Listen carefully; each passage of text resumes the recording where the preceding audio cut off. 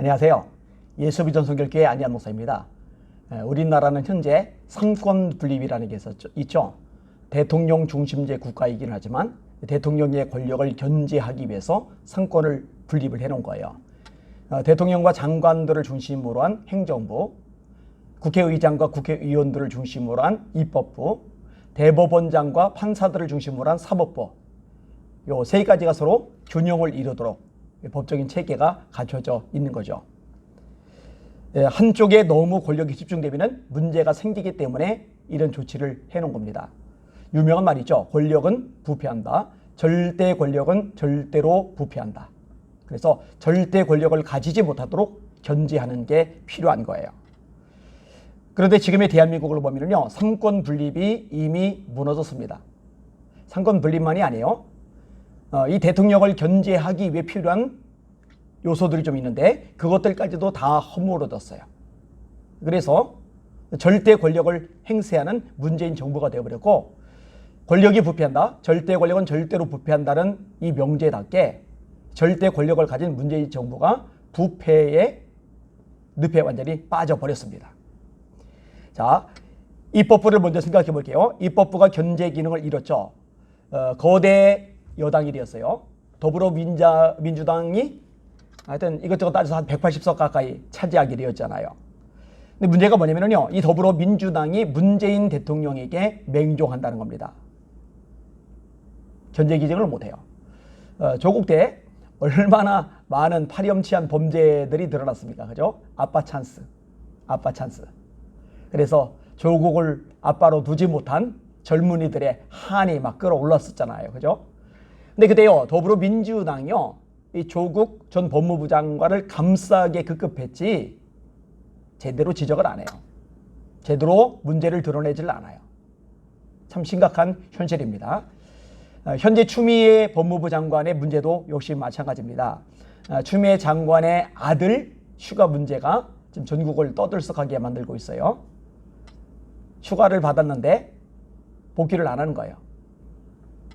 그리고 복귀 안 한 상태에서 추미애 장관의 보좌관이 군에다가 압력을 가한 거예요. 그리고 휴가는 연장이 또 되고 세상에 있을 수 없는 일이, 말도 안 되는 일이 발생을 한 거예요. 그러면은 이런 부분에 대해서 입법부가 지적을 해야 됩니다. 책망을 해야 됩니다. 너 행정부 똑바로 해라. 대한민국을 생각해야지. 그리고 권력은 국민들을 섬기라고 준 것이지 갑질하라고 준 거 아니다. 이렇게 나와야 돼요. 근데 더불어민주당의 태도는 어떻습니까? 싸고들죠. 김남국 의원이 페이스북에 쓴 글이 있어요. 상식적으로 아파서 수술 후 입원해 있거나 질병으로 집에서 요양하고 있는 병사에게 추가 청원 휴가를 받기 위해서 산 넘고 바다 건너 다시 부대로 복귀하라고 하는 것은 합리적인 주장일까?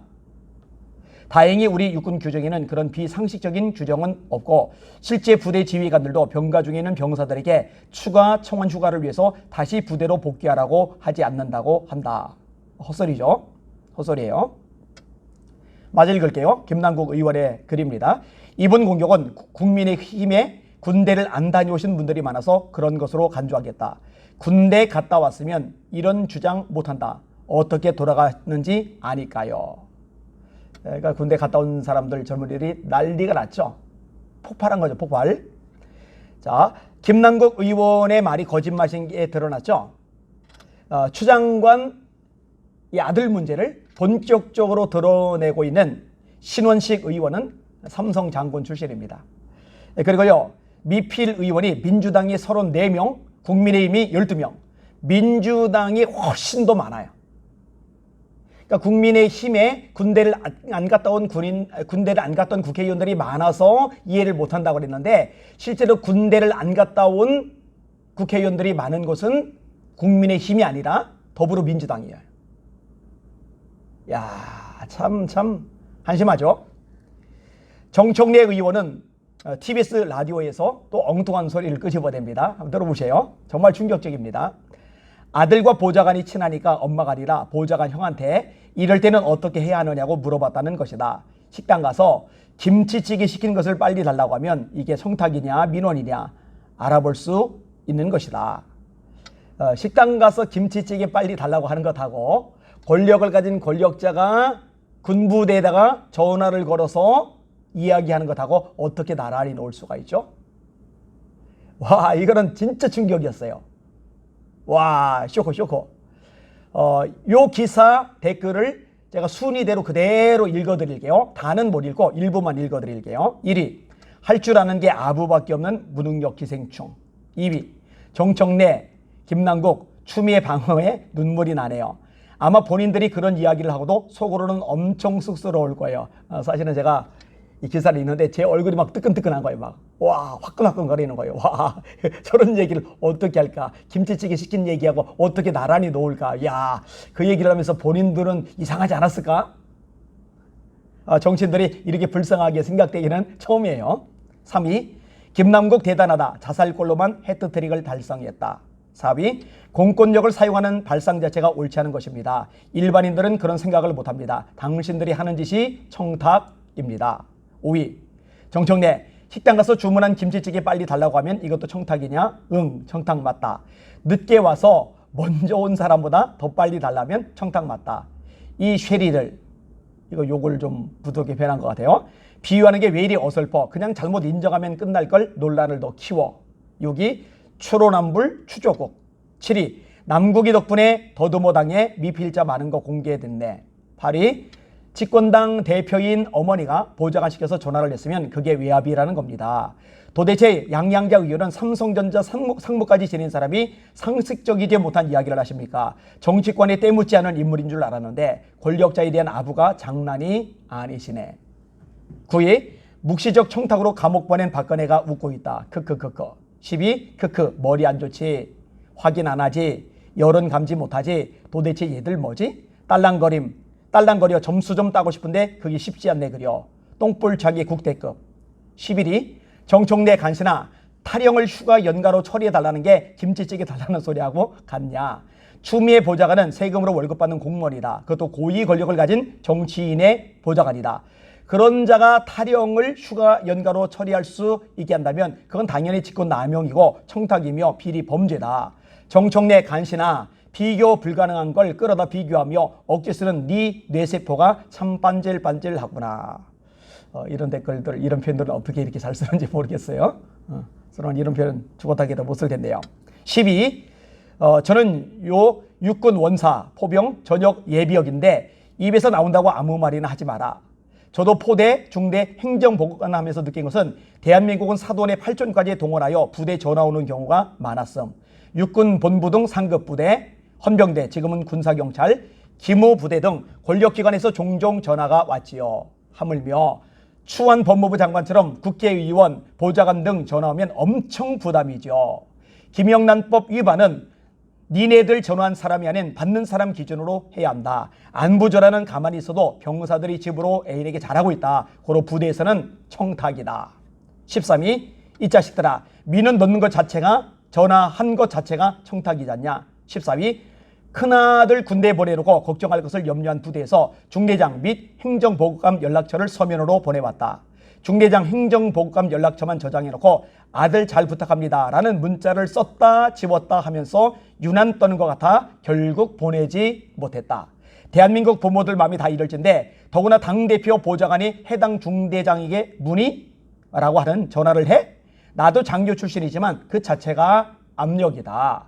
민주당 여러분, 아닌 건 아닌 겁니다. 정말 집단 이기주의들, 당신들 정말 꼴보기 싫습니다.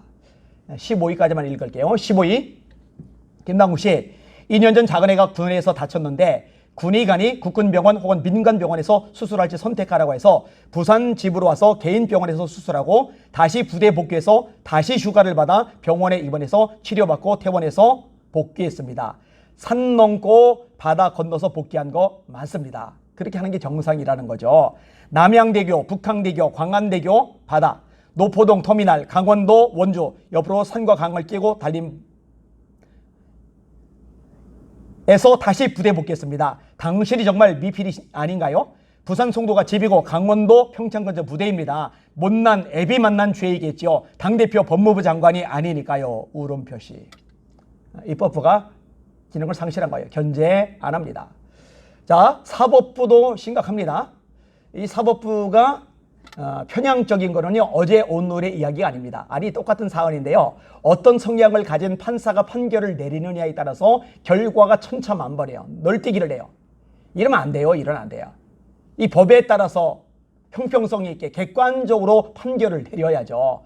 오죽하면 사람들이요, 인공지능 AI가 차라리 판결하게 하자, 판사들 쓸모없다, 필요없다, 이렇게까지 얘기가 나오겠어요? 인공지능은 정확한 자료, 통계, 법리를 가지고 판결을 할 테니까, 편향적인 판결 안 할 테니까 말이에요.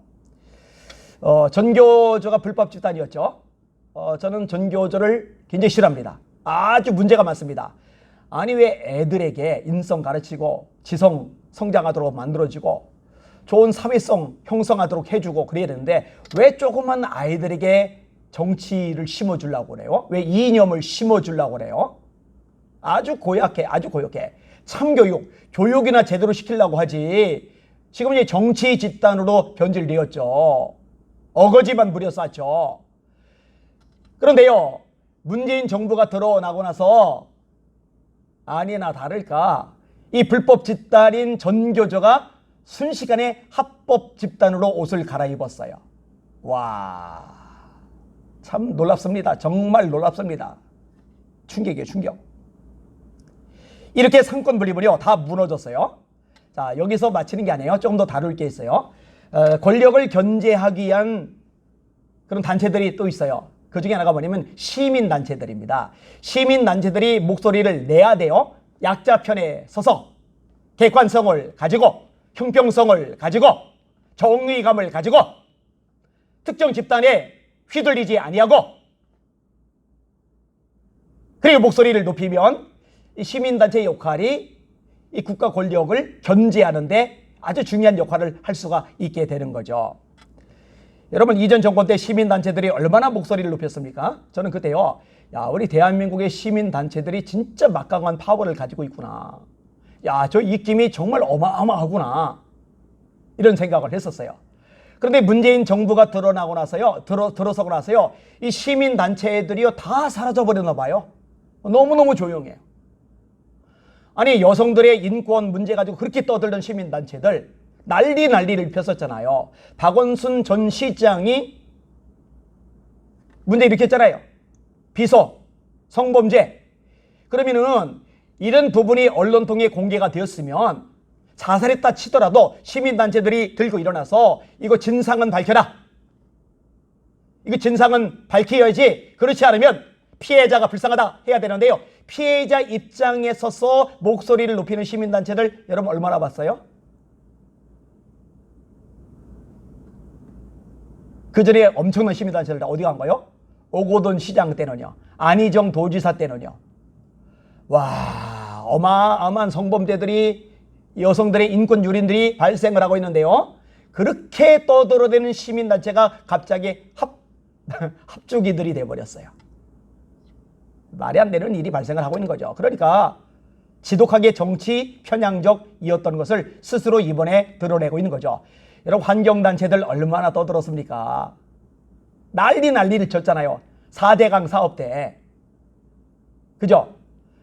그러면은 문재인 정부 들어나고 나서 원자력 발전소를 다 엉망진창 만들어 놨잖아요. 세계 최고의 기술을 가지고 있는 대한민국인데, 이 원자력 발전소 수출, 발전소만 수출하는 게 아니라 그 위에 유지 관리하는 데도 어마어마한 이 국익을 가져다 주는데 이거 다 망가뜨렸잖아요. 한전이 알짜배기 기업입니다. 엄청난 막대한 이익, 수익을 거둬들이던 공사에, 그런데 지금 천문학적인 재정 적자를 모면하고 있죠. 근데 전기세를 올리면 지지율 떨어질까봐 전기세는 못 올리니까 한전 적자 액수만 눈덩이처럼 커져가고 있어요. 그래놓고 한다는 게 태양광. 현 정부하고 친밀한 사람들에게 이익을 다 넘겨주면서 멀쩡한 나무들 다 깎아내리고 거기다가 태양광 설치했죠. 이번에 집중호우 때 나무들이 있었으면 그래도 나았을 텐데, 그래도 안전했을 텐데, 나무들이 사라지고 나니까 어떻게 돼요? 막 허물어도 내리잖아요. 어마어마한 피해를 보잖아요. 그럼 시민단체들이 목소리를 높여야죠. 정부가 잘못했다. 이건 실수한 거다. 정신 바짝 차려라. 똑바로 해라. 이래야 정상적인 제대로 된 시민단체들인데 모두 합주기가 됩시다. 또 입 다물고 있어요. 가죠. 참 못됐죠. 심각합니다. 자, 마지막으로 다루고 싶은 게 있어요. 여기 이제 언론들입니다. 언론. 우리나라 언론의 경우 언론 노조가 다 장악한 것 알만한 사람은 압니다. 좌편향 많이 됐죠. 친정부 성향이죠. 그러면 안 돼요. 언론은 정직해야 돼요. 언론은 권력을 견제해야 돼요. 언론은 권력의 잘못에 대해서 과감하게 지적하고 고치도록 추궁해야 돼요. 그게 언론의 존재 목적입니다. 겁이 나서 정치 권력이 함부로 나서지 못하는 일반 국민들을 대신해서 목소리를 내주는 게 언론이죠. 그 국민들의 정서를 대변해 줘야죠. 그리고 정확한 잘못, 실수, 문제점들을 속속히 드러내서 국민들이 알 권리를 가지고 있는데 그 알 권리를 충족시켜 줘야죠. 그래야 언론다운 거잖아요. 근데 이 기능을 못하는 거예요. 이번 코로나 건만 해도 그렇습니다. 여러분, 지금 대한민국이 코로나 때문에 어마어마한 피해를 입고 있어요.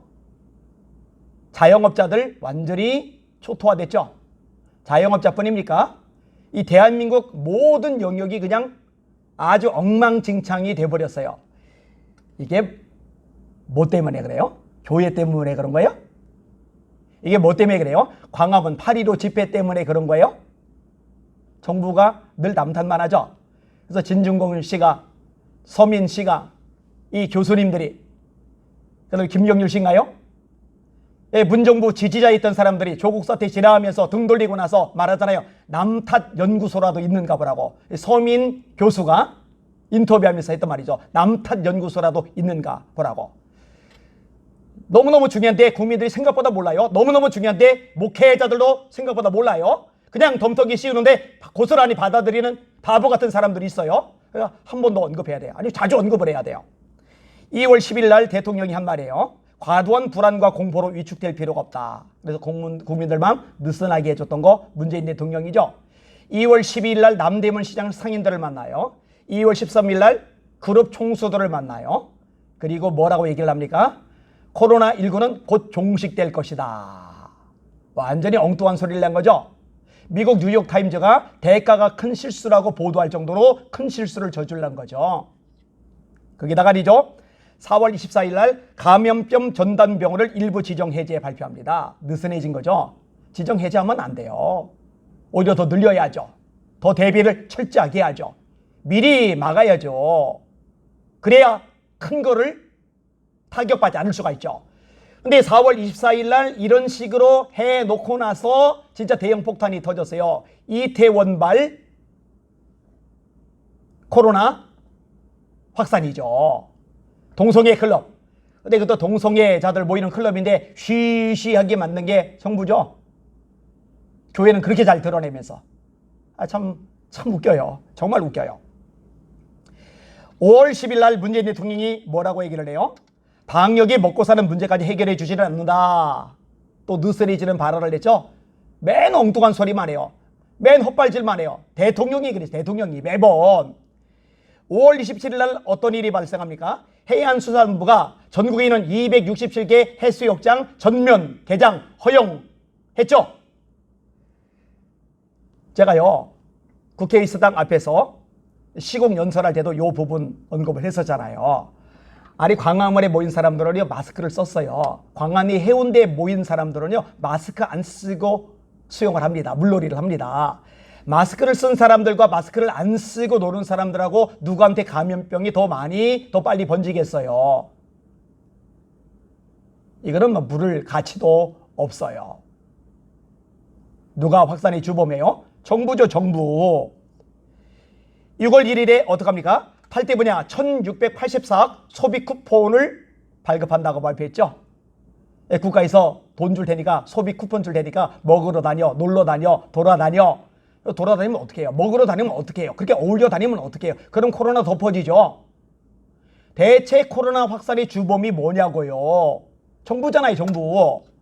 7월 21일에 뭐 했어요? 코로나로 지친 국민들 쉴 수 있도록 하기 위해서 8월 17일을 임시 공휴일로 지정한다. 세상에나. 세상에나. 그래서 8월 17일 공휴일도 아닌데 공휴일도 만들어 놓은 덕분에 산으로 들로 바닷가로 얼마나 많은 국민들이 돌아다니며 엉켜버렸어요. 음식점에 먹으러 다녔어요. 여기서 막 번져나가는 거죠. 일파만파 퍼져나가는 거죠. 8월 10일에는 후베이성에서 중국 사람들 마음껏 들어오도록 문을 활짝 열어놨죠. 그 8월 12일에 들어온 사람들, 그들 때문에 퍼진 게 8월 14일, 8월 15일, 8월 16일 날 확진자들 아닐까요?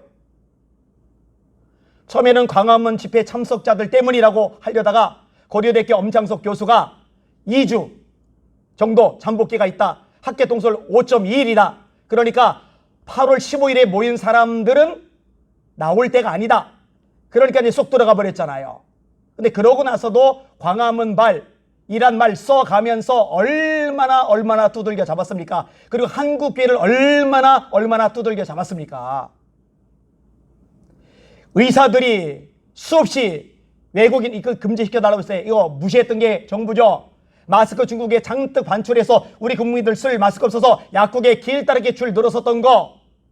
이거 정부 책임이죠.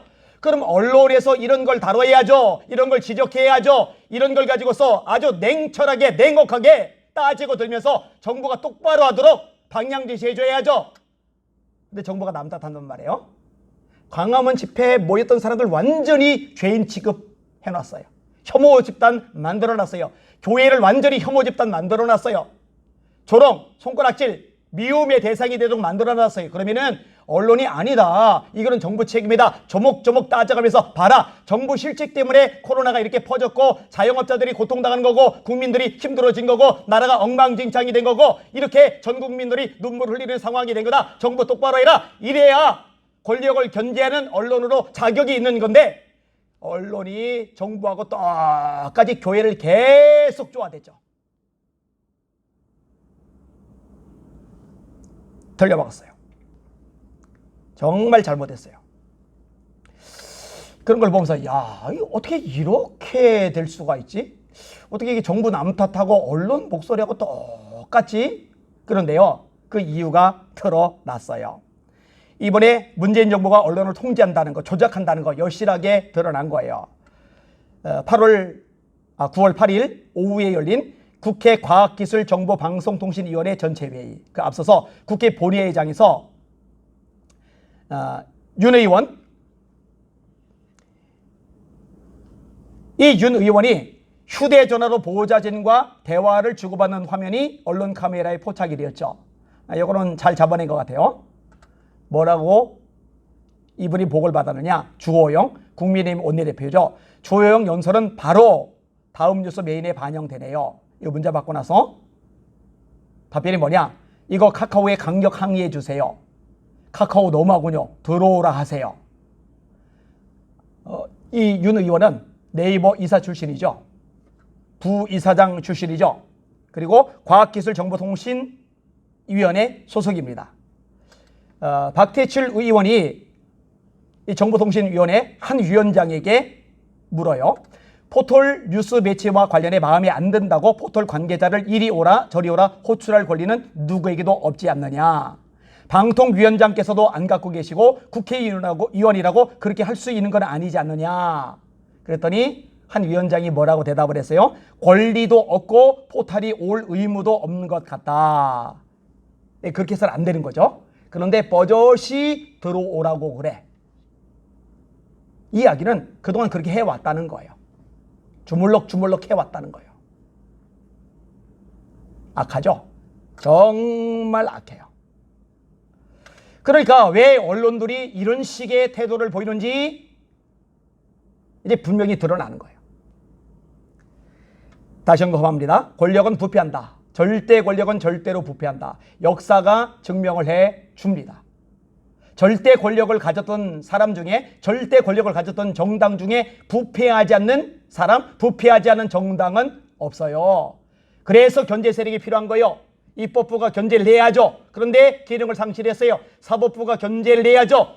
잘못하면 권력을 가진 자들도 사법부에서 심판을 받는다. 이렇게 알려져야 되는데 그 기능 상실을 했어요. 시민단체들이 들고 일어나야죠. 목소리를 내야죠. 지적해야죠. 책망해야죠. 근데 입 꼭 다물고 있어요.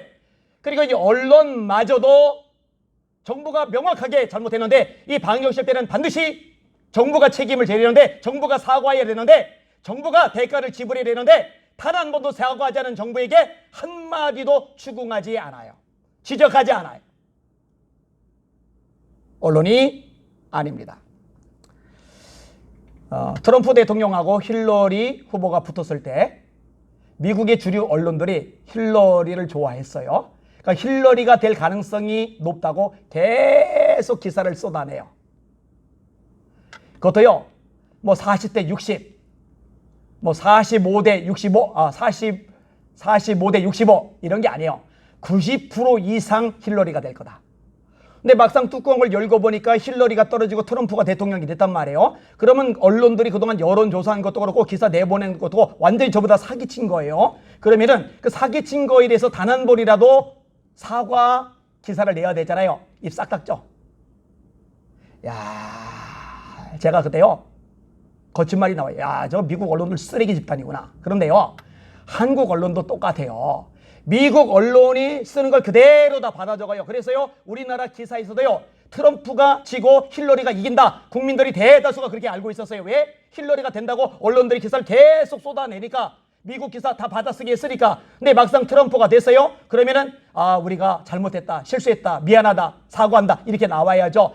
우리가 미국에 가서 실제로 여론조사도 제대로 해보고 민심도 살펴보고 그랬어야 되는데 받아쓰기만 했다, 우리 잘못이다, 이렇게 안 나오죠. 그냥 입쓱 닦죠. 미국 언론이나 한국 언론이나 똑같아요. 아무튼 참 다행이에요. 거짓이 드러났으니까. 장담합니다. 앞으로 수많은 거짓들이 더 많이 드러날 겁니다. 정말 많은 게 달라질 겁니다. 너무 억울해하지 마시고 드러날 거 기다리며 기대하셔요.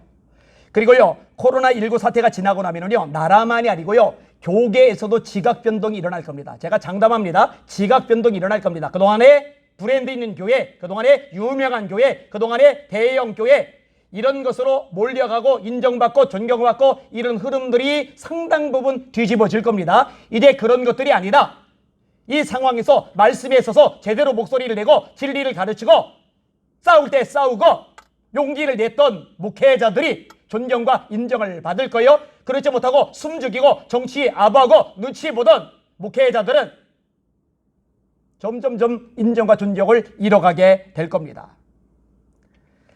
아방 앞에서 400명이 예언을 해요. 왕이여 승리를 얻으소서.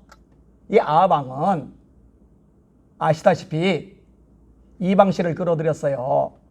이 아방은 아시다시피 예배를 허물어 버렸어요. 이 아방은 아시다시피 하나님의 말씀에 엄청 불순종을 합니다.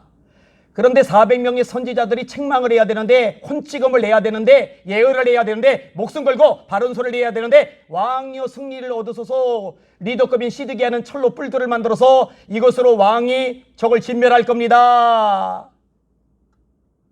안타깝죠? 딱 한 사람, 미가야가 아방이 죽을 걸 예언을 해요. 그러니까 이 미가야를 미워하는 거죠. 이 미가야를 감옥에 쳐넣는 거죠. 이 미가에게 고생의 떡과 고생의 물을 마시라는 거죠. 그런데 시간이 지나고 나서 보니까 아방은 미가의 예언대로 죽어버려요. 400명의 선지자는 지금까지도 가짜로 드러나요. 가짜로 가짜. 왕에게 인정을 받았는지 몰라요. 부귀영화를 누렸는지 몰라요.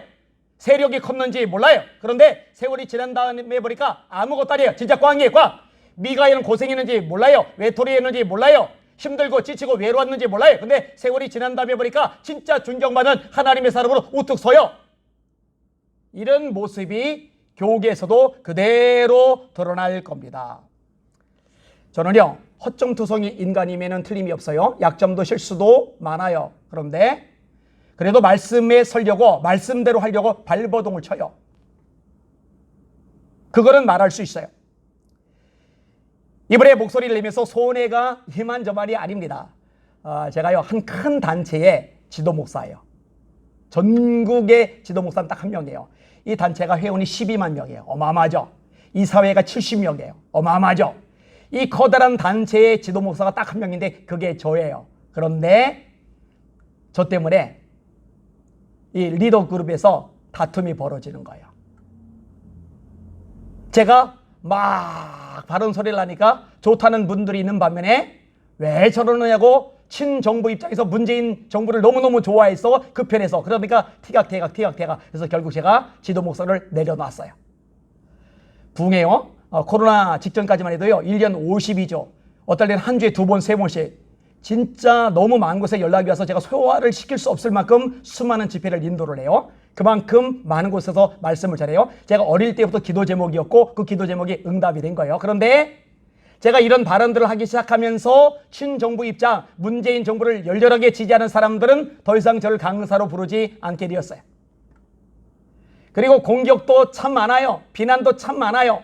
저보고 정치한데 저 정치 관심 없어요. 제 설교 유튜브에 다 올라갔으니까 수년 전부터 검색해서 다 들어봐요. 제가 그런 얘기 하나, 예배만 안 건드렸어도 교회만 박살내려고 하지 않았어도 제가 이렇게 안 나서요. 그런데 예배를 무지막지하게 짓밟아 버리니까 견딜 수 없어서 정세균 총리의 담화 발표 그 직후부터 제가 이런 발언을 하기 시작했고 이제 구체적으로 발언을 하기 시작한 거예요. 저 정치적인 목사 아닙니다. 근데 이제 그런 프레임이 이제 씌워지는 거예요. 그죠? 괜찮아요? 뭐 손해 감수할 생각입니다. 불이익 당할 생각입니다. 욕 바가지로 얻어먹어도 돼요. 그래도 저는 양심에 어긋나게는 할 수가 없으니까. 바울 사도의 고백이 생각이 납니다. 전제와 같이 내가 벌써 부어지고 나의 떠날 기약이 가까웠도다. 내가 선한 싸움을 싸우고 달려갈 길을 마치고 믿음을 지켰으니 이제 후로는 나를 위하여 의의 면류관이 예비되었으므로 주곧 의로신 재판관이 그날에 내게 주실 것이니 내게만 아니라 주의 나타나심을 사모하는 모든 자에게도니라. 달려갈 길을 마쳤대요. 싸움을 싸웠대요. 믿음을 지켰대요. 그래, 뭐 가지고 손해 좀 보자. 불이익 좀 당하자. 그래, 뭐 내려놓으면 되지. 안 하면 되지 뭐. 아 그래, 욕 좀 바가지로 얻어먹으면 되지 뭐. 예수님의 말씀대로 의를 위해 박해를 받은 자는 복이 도다. 나를 인하여 너희를 욕하고 핍박하고 모든 거짓으로 너희를 거슬려 온갖 악한 말을 할 때는 기뻐하고 즐거워라. 하늘에서 너희 상이 큼이라. 너희 전에 있던 선지자들도 이같이 박해하였느니라. 그래, 이 복 있는 거지. 바울처럼 마지막 순간에 나 달려갈 길을 마쳤다. 선한 싸움을 싸웠다. 믿음을 지켰다. 이렇게 고백할 수 있으면 그걸로 충분하다. 이렇게 생각을 해요. 이 방송을 듣는 여러분들 혹시 마음 상한 분들 있다면, 지친 분들 있다면, 너무 상황이, 처지가, 이 국가 흐름이, 환경이, 또 언론 때문에 상처받은 사람이 있다면 주저앉지 마세요. 뭐 이렇든 저렇든 여전히 역사와 만물과 세상의 진짜 주인은 하나님이시고 그분께서 모든 걸 드러내시고 그분께서 모든 걸 바로잡으시고 그분께서 결국 진짜와 가짜를 분명하게 밝혀주실 테니까요. 그 하나님 바라보시고 힘을 내시고 승리하시는 여러분들 되시기를